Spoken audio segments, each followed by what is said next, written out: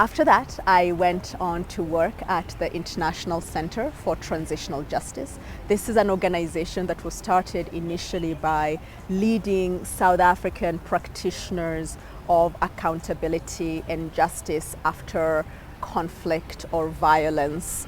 And the founder was one of the senior people at the Truth and Reconciliation Commission for South Africa. His name was Alex Boraine. And I was so fortunate to work there because that work became relevant for Kenya when in the 2007-2008 season we had post-elections violence, and there was a lot of thinking about what does accountability need to look like. But I worked there after graduating Cornell, and then after that, one of the mentors that I had cultivated while I was doing global health activism called me up and said, I'm doing some work on global women advocacy. I need a consultant. Would you be open to it?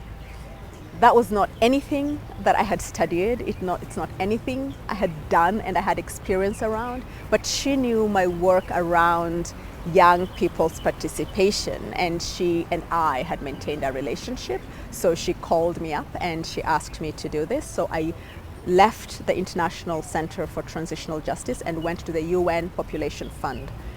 All of this was in New York in order to do this work for my mentor.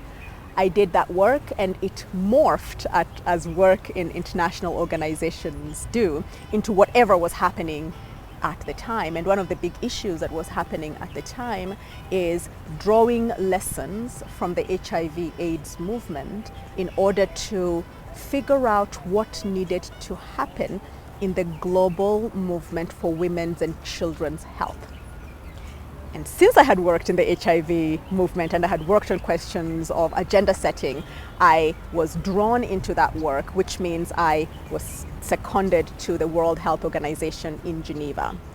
So I did that work until, while I was doing that work, I was actually applying for graduate school. I have always been applying for graduate school ever since my offer and could not take, the offer I could not take back in Cornell because I did want to get another degree that wasn't a Cornell degree because, let's face it, you face glass ceilings and you want to always make sure that the reason you're not getting the opportunity isn't an artificial reason that somebody can put on the table, like they don't have the right degree or at the right level. You always want to dispel that, and I always thought that education would remove those additional barriers.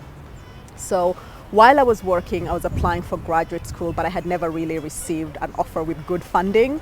Finally, while I was at the World Health Organization in Geneva, I got an offer from Oxford for a master's in African studies that I had applied for. So I was thrilled. I said goodbye to my boss and off I went to Oxford. My boss at the World Health Organization, and I'll return to this because it's really important, relationship building and mentorship. I've already given an example that I ended up working at the UN Population Fund because a mentor who had actually become a friend called me up out of the blue and said, I have this thing and I think you're suited for it. And now I was leaving the World Health Organization. My boss wanted me to stay. There was a lot of work to do. We had just launched an initiative with the Norwegian Prime Minister around women and children's health. So what we were starting was really taking off.